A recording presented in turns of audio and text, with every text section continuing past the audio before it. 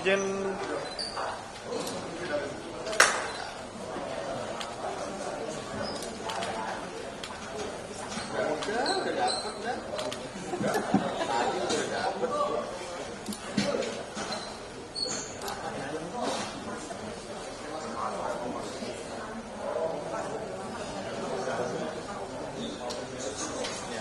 Udah?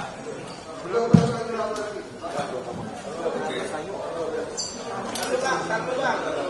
Ulang. Izin 1, 2, 1, 2.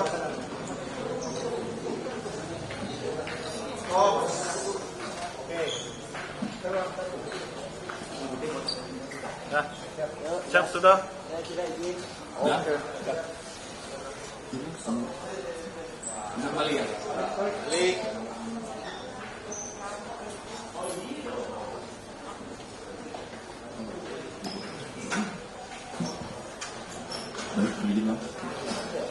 Bismillahirrahmanirrahim. Assalamualaikum warahmatullahi wabarakatuh. Salam sejahtera buat kita semua. Shalom, Om Swastiastu, salam kebajikan, namo buddhaya. Salam presisi. Yang kami hormati Bapak Direskrim Polda Metro Jaya beserta jajaran, hadir juga di sini Pak Wadir Reskrim kemudian Pak Kasubdit Jatanras selaku penyidik yang menangani, kemudian Kasubdit Penmas yang kami hormati, serta yang kami muliakan dan kami banggakan rekan-rekan jurnalis yang telah hadir sore hari ini. Rekan-rekan, saat ini kita akan bersama-sama mendengarkan penjelasan dari Pak Direskrim tentang proses pengungkapan oleh tim gabungan dari Direktorat Reskrim Polda Metro Jaya, Subdit Jatanras dengan Satreskrim Polres Metro Tangerang Kota. Beberapa waktu lalu ditemukan mayat laki-laki di dalam karung putih di daerah Batu Ceper, Kota Tangerang, tanggal 22 ditemukan, 22 April, dan berkat kejelian dan kesigapan dari tim gabungan yang bekerja, akhirnya pelaku pembunuhan dan atau pencurian dengan kekerasan ini berhasil ditangkap dan kasus ini terungkap ya kurang dari 2 hari, rekan-rekan. Karena ini merupakan komitmen dari Polda Metro Jaya, ya Bapak Kapolda Metro Jaya senantiasa mengingatkan terus ke jajaran agar memberikan perlindungan kepada masyarakat, memelihara Kamtipmas, dan mengungkap kasus-kasus yang terjadi dan menindaklanjuti setiap laporan yang masuk ke Polda Metro Jaya dan jajaran. Komitmen ini dipegang terus, kami pegang terus, kami pedomani untuk terus dilaksanakan, untuk memberikan pelayanan yang terbaik kepada masyarakat. Selanjutnya, rekan-rekan, kita akan sama-sama mendengarkan penjelasan dari Pak Direskrim tentang pengungkapan kasus ini. Kami persilakan, Pak Dir. Terima kasih. Bismillahirrahmanirrahim. Assalamualaikum warahmatullahi wabarakatuh. Selamat sore, salam sejahtera bagi kita semua. Om Swastiastu, namo buddhaya, salam kebajikan. Yang kami hormati Bapak Kabid Humas Polda Metro Jaya, Pak Wadir, Pak Kasubdit, Pak Kasubdit Penmas, rekan-rekan penyidik, serta rekan-rekan media yang berkesempatan hadir, yang saya banggakan. Pertama-tama mari kita panjatkan puji syukur kehadirat Allah Subhanahu wa taala yang mana kita kesempatan sore hari ini kita masih diberikan nikmat berupa kesehatan sehingga kita bisa melaksanakan kegiatan pada sore hari ini. Selanjutnya pada kesempatan sore hari ini kami dari jajaran Direktorat Reserse Kriminal Umum Polda Metro Jaya akan merilis tentang pengungkapan kasus pembunuhan dan atau pencurian dengan kekerasan yang mengakibatkan korban meninggal dunia sebagaimana dimaksud dalam pasal 338 dan atau 365 KUHP ayat 3. Perlu kami sampaikan bahwa pada awalnya kasus ini terjadi dengan adanya laporan penemuan mayat yang berada di dalam sebuah got di Jalan Daan Mogot KM 21 RT 05 RW 03 Kelurahan Batu Ceper Kecamatan Batu Ceper Kota Tangerang Provinsi Banten yang ditemukan pada hari Selasa tanggal 22 April sekira pukul 10.00 di mana mayat tersebut ditemukan di dalam posisi berada di dalam sebuah karung berwarna putih. Selanjutnya kami sampaikan dari penemuan mayat tersebut selanjutnya dilakukan upaya penyelidikan dan dilakukan pendalaman oleh tim penyidik dari Direktorat Reserse Kriminal Umum Polda Metro Jaya bersama dengan Satreskrim Polres Metro Tangerang Kota. Tim berhasil untuk mengungkap pelaku. Adapun kronologis kejadian kami sampaikan sebagai berikut, bahwa berawal dari hari Jumat tanggal 18 April 2025, korban dengan identitas atas nama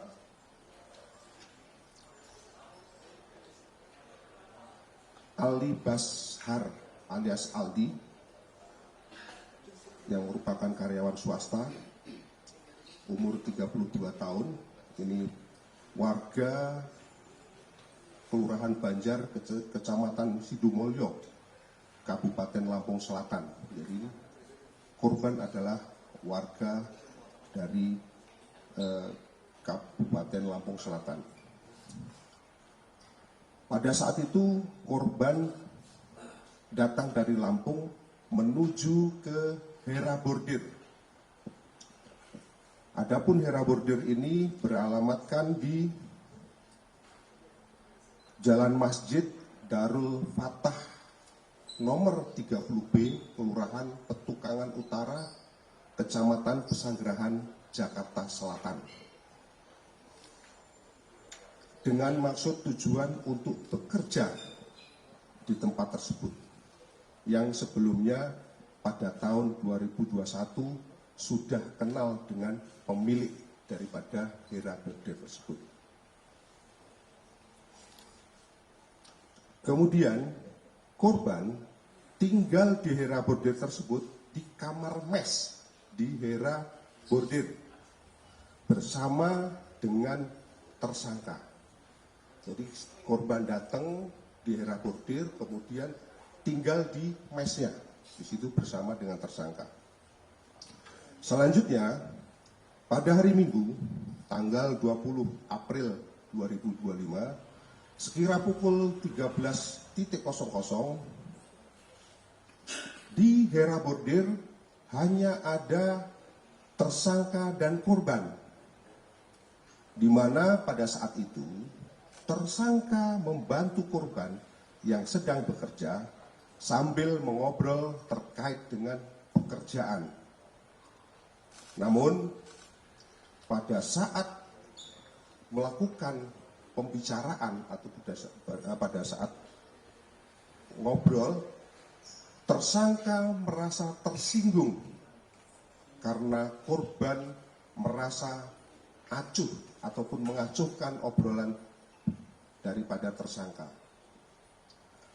Kemudian sekira pukul 15.00 karena tersangka merasa kesal ataupun emosi dan juga karena tersangka dipengaruhi oleh kebutuhan ekonomi, maka muncul niat daripada tersangka untuk memiliki motor milik korban yang diparkir di halaman Hera Bordir atau di halaman depan daripada tempat mereka bekerja. Kemudian selanjutnya tersangka sempat mengecek motor milik korban yang terparkir di halaman depan Hera Bordir. Namun motor tersebut tidak terdapat kuncinya, sehingga niat daripada tersangka untuk menguasai motor tersebut belum terlaksana. Kemudian tersangka kembali ke dalam berpura-pura untuk membantu pekerjaan korban. Tidak lama kemudian, di saat korban lengah, secara tiba-tiba tersangka menyikut sekuat tenaga kepala korban, ya, dengan menggunakan sikut, ya, artinya dengan menggunakan sikut sebelah kanan dan mengenai tengkuk sebelah kanan. Jadi disikut ini mengenai sebelah tengkuk daripada korban yang mengakibatkan kepala korban membentur meja bordir. Ya, jadi akibat sikutannya itu kepala korban membentur meja bordir, yang kemudian mengakibatkan korban jatuh tersungkur di lantai. Pada saat korban dalam kondisi lemas dan berusaha untuk berdiri, tersangka kembali membenturkan kepala korban sebanyak 3 kali ke arah lantai. Setelah itu, tersangka menggunakan sebuah besi shockbreaker motor. Ya, jadi nanti besi shockbreaker motor, yaitu besinya saja yang sudah dilepas pernya, yang terletak di atas meja. Jadi besi shockbreaker tadi terletak di atas meja, memukul leher kanan korban sebanyak 2 kali. Jadi dengan besi shockbreaker itu memukul leher kanan korban sebanyak 2 kali.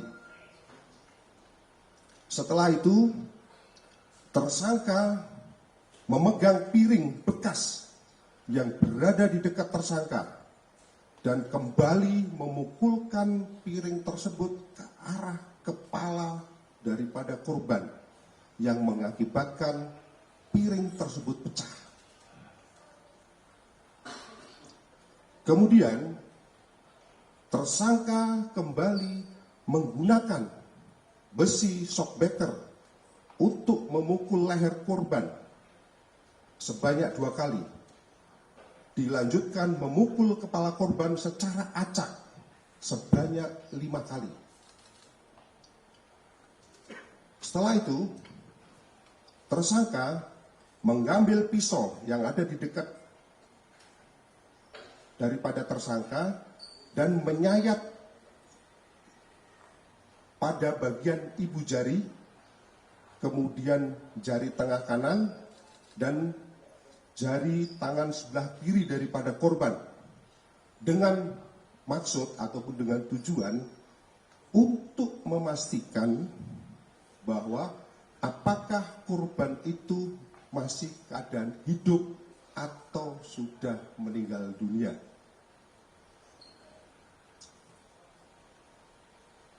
Kemudian setelah tersangka memastikan bahwa korban tersebut betul-betul sudah meninggal dunia, tersangka menggeledah saku celana korban untuk mengambil sepeda motor, mengambil kunci sepeda motor, dan ternyata tidak ditemukan.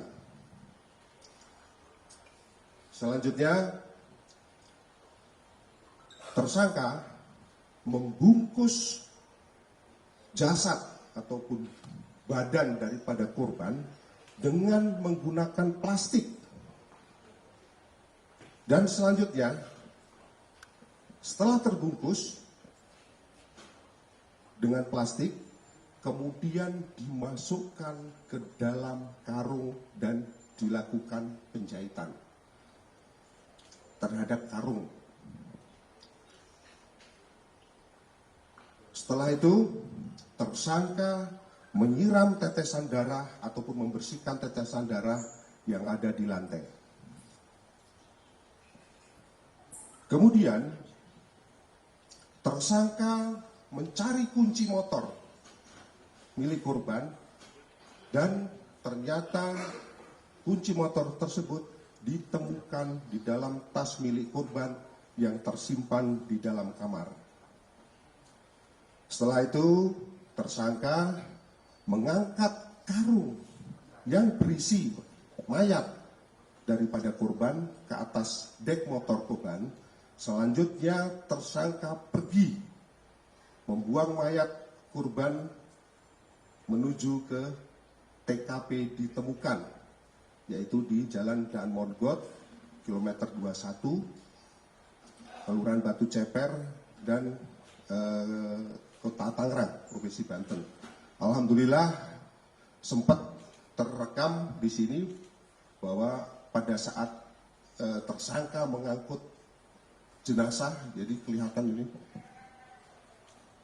diangkut di tengah-tengah, jadi posisinya dari tengah. Mungkin nanti akan kami tunjukkan lebih lanjut ketika nanti pada saat menunjukkan barang bukti.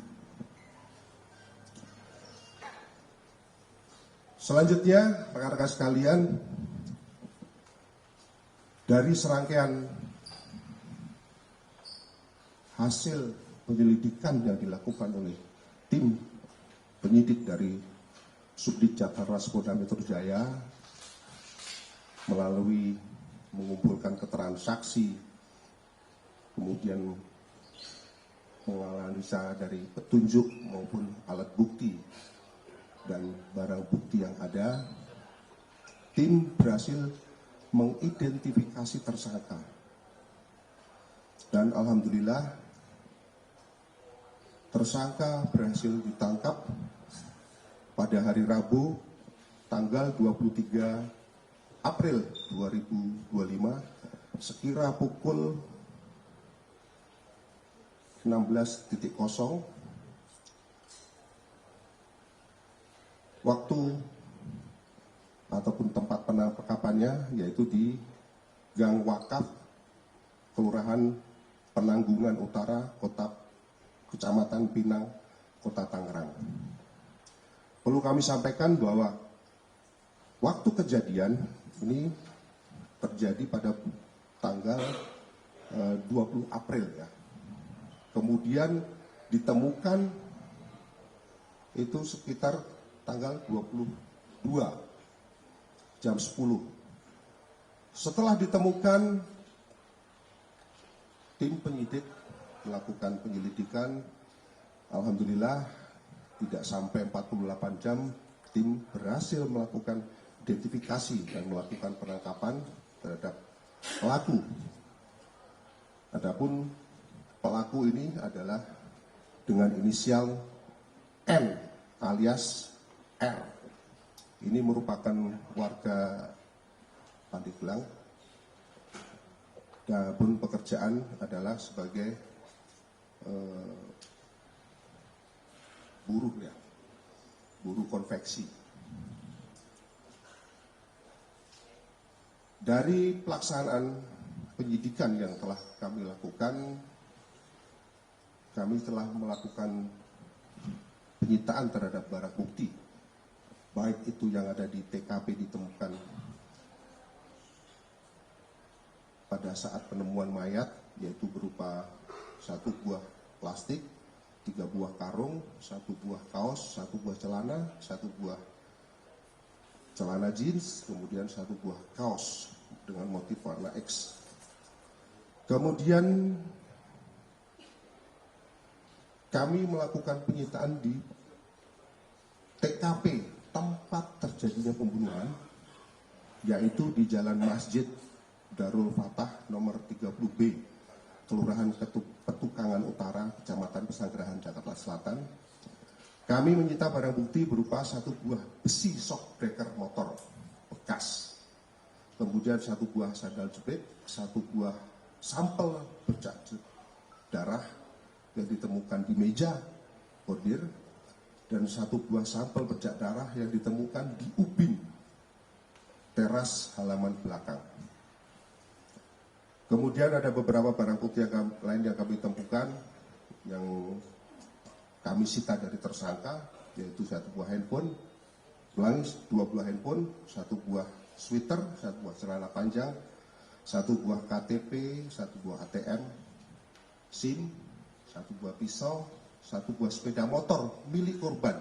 Ya, tersangka ini sempat mengambil sepeda motor milik korban beserta dengan STNK dan BPKB milik korban. Jadi lengkap nih. Motor STNK BPKB milik korban itu sempat diambil, sempat dibawa. Kemudian termasuk handphone milik si korban juga dibawa. Rekan-rekan sekalian, terhadap tersangka kami jerat dengan pasal 338 KUHP dan atau pasal 365 KUHP ayat 3 dengan ancaman hukuman maksimal 15 tahun penjara. Mungkin ini yang perlu kami sampaikan pada kesempatan sore hari ini. Selanjutnya kami kembalikan kepada Bapak Kabid Humas. Baik, terima kasih Pak Dir. Baik rekan-rekan, kami persilakan untuk rekan-rekan yang ingin melakukan pendalaman terkait pengungkapan kasus ini. Kami persilakan rekan-rekan, silakan sebutkan nama dan pertanyaan ditujukan ke siapa ya. Oke Mas, silakan Mas. Pak, saya Rizky dari Kompas.com. Mau tanya Pak, ini pelaku ini dan Izin Pak, untuk pelaku ini dan korban ini kan satu tempat pekerjaan gitu. Mereka sudah lama bekerja berapa lama, lalu si korban dan pelaku ini tuh tadi sempat katanya tersinggung gitu ya. Apakah ada penyebab lain selain tersinggung dan pengen melampas hak milik korban itu? Yang kedua,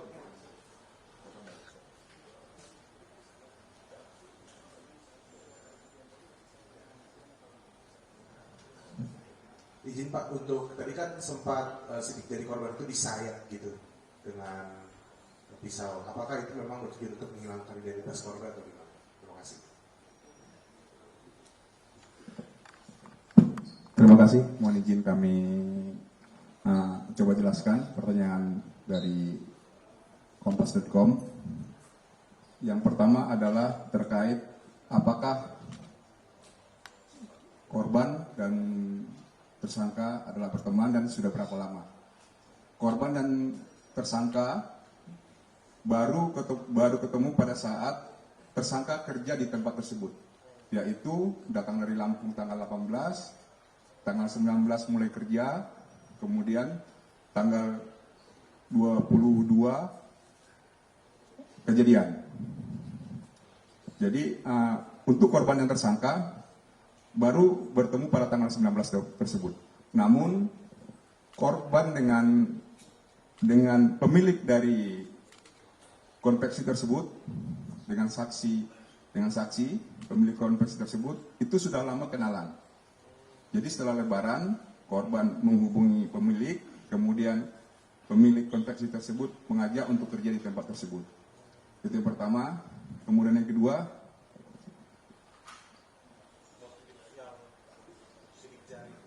Oh iya, terkait dengan penyayatan yang dilakukan oleh tersangka terhadap jari-jari dari korban, kami ralat ya, itu bukan sidik jarinya yang disayat, tetapi jarinya ini. Itu tujuannya menurut korban, menurut pengetahuan korban bahwa kalau orang meninggal itu darahnya tidak mengalir lagi, tidak keluar. Jadi untuk memastikan bahwa darah dari korban ini tidak keluar lagi. Kalau menurut dia, kalau sudah tidak keluar itu sudah meninggal. Jadi untuk memastikan apakah korban masih hidup atau sudah meninggal. Jadi itu tujuan dia menyayat jari-jari korban. Demikian. Oke, cukup Mas? Ya, silakan Mas. Izin Pak Dir, Willy dari Mata News. Itu kan tadi pelaku dikatakan motifnya itu karena ekonomi Pak. Nah, itu ekonomi seperti apa Pak sampai dia senekat itu, dan apakah ada dia itu residivis atau bukan? Baik, kalau masalah ekonomi bahwa memang dia kepepet ya, artinya kepepet itu dari sisi ekonomi dia sangat terpepet, tapi yang pasti dia bukan residivis. Betul. Kemudian tadi saya tambahkan terkait dengan yang disayat tadi, itu bukan disayat menghilangkan daripada sidik jarinya, tidak. Jadi yang dimaksud disayat itu seperti disobek atau dilukai untuk melihat apakah darah itu masih keluar atau tidak. Kalau sepengetahuan daripada tersangka, ketika disayat dan darah itu masih mengalir, bahwa bahwa si korban itu masih hidup. Tapi kalau darah sudah tidak mengalir, itu bahwa korban betul-betul sudah tidak ada nyawanya lagi ataupun sudah meninggal. Itu yang kami luruskan ya. Jadi disayatnya bukan untuk menghilangkan sidik jarinya, bukan, tapi lebih kepada memastikan apakah untuk mengecek apakah si korban ini dalam kondisi hidup ataupun mati. Itu saja. Oke, cukup Mas. Silakan, Bang Amin. Yang pertama, korban itu apa ucapan korban yang membuat tersangka tersinggung sehingga melakukan pembunuhan. Yang kedua, terus itu korban itu tersangka membuang korban itu pakai motor siapa? Oke, terima kasih.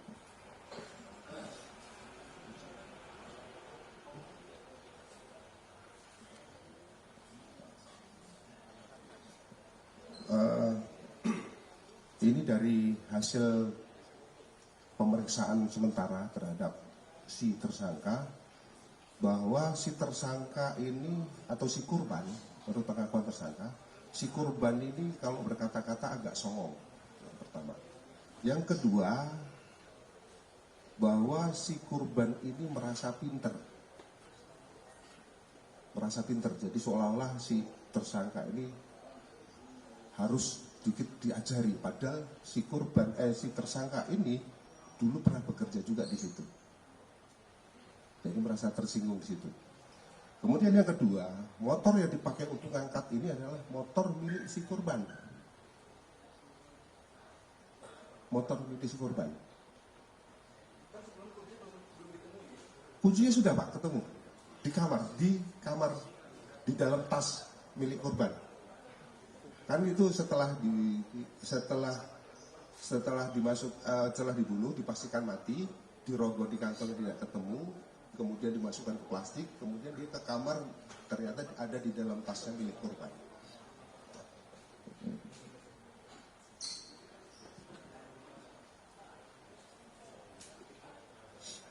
Oke, ya, Bang Toman silakan.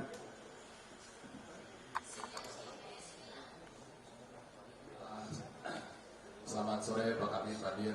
Saya Thomas dari Kumparan.com. Ada dua pertanyaan. Yang pertama ini mempertegas tadi pertanyaan yang soal jari dan juga pernyataan dari Pak Dir. Kalau dari pengakuan pelaku itu melakukan penyayatan di jari-jari itu adalah untuk melihat dia apakah masih hidup apa enggak ya. Karena sepemahaman dia kalau darah itu nggak ngalir berarti dia udah mati. Meskipun tadi Bapak sebut dia bukan residivis, apakah dia ada pengalaman terkait melakukan pembunuhan atau segala macamnya gitu, sampai dia ada pikiran itu, mungkin itu boleh diperjelas.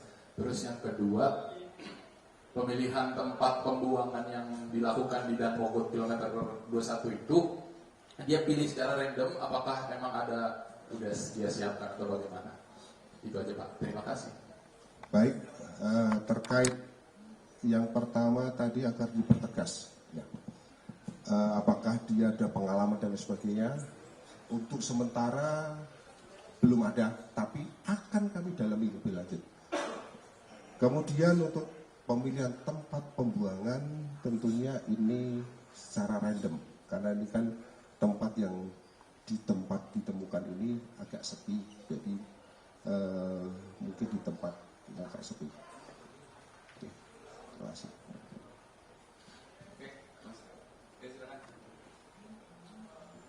Ya, izin Fadir Andi dari 20 Detik. Izin, di awal pemberitaan itu muncul ada narasi bahwa korban sempat dibawa berkeliling atau jalan-jalan terlebih dahulu. Boleh dijelaskan Fadir apakah si pelaku ini langsung membawa ke tempat pembuangan mayat atau korban tersebut, atau sempat kayak mencari-cari TKP lainnya, atau dibawa jalan-jalan? Ini motifnya apa kalau memang benar begitu Fadir? Terima kasih. Oh ya, sama satu lagi. Motor itu kan tadinya diincar untuk dijual begitu, untuk mendapatkan uang. Itu motornya sudah sempat dijual sebelum ditemukan pelakunya atau bagaimana Pak Dir? Terima kasih. Baik, terkait dengan apakah pada saat itu tersangka membawa jenazah muter-muter atau langsung, kami sampaikan bahwa hasil pemeriksaan keterangan sementara bahwa itu langsung direct, ya, langsung dari tempat sambil jalan lurus saja ketemu tempat agak sepi langsung dibuang. Itu hasil pemeriksaan. Kemudian yang kedua terkait dengan barang bukti motor, kemarin dari hasil setelah kita nangkep tersangka, kemudian kita lakukan pendalaman terhadap barang bukti masih disimpan di suatu tempat kemarin, sehingga masih kita bisa berhasil menyita lengkap dengan STNK dan BPKB-nya. Gitu. Jadi kemungkinan nanti akan dijual, tapi ini belum sempat dijual, tapi sudah disimpan di suatu tempat.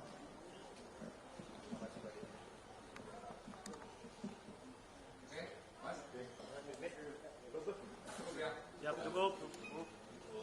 Baik, terima kasih. Selanjutnya barang bukti ya. Siap.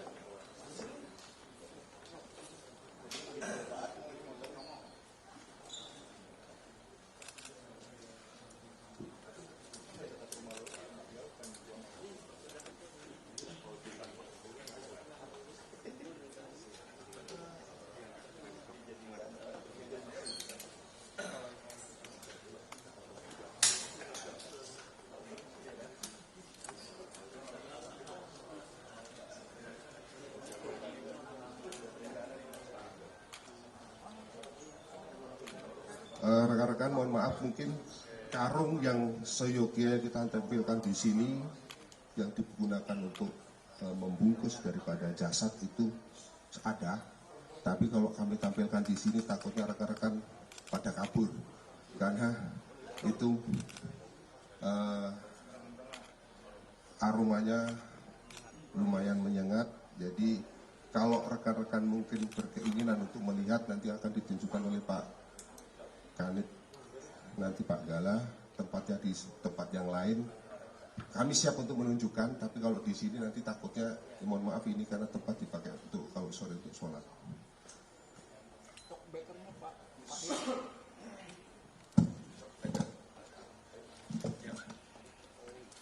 Ini bekas shock breaker ini.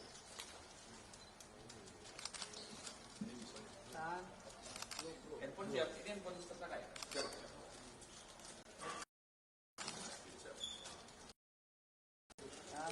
Izin tengah dulu. Tahan dulu tengah, izin. 1, 2, sekali lagi. 1, 2, boleh ganti. Tahan Pak, sedikit Pak. Kanan boleh Pak. 1, 2, 1, 2, kiri Pak. 1, 2, 1, 2.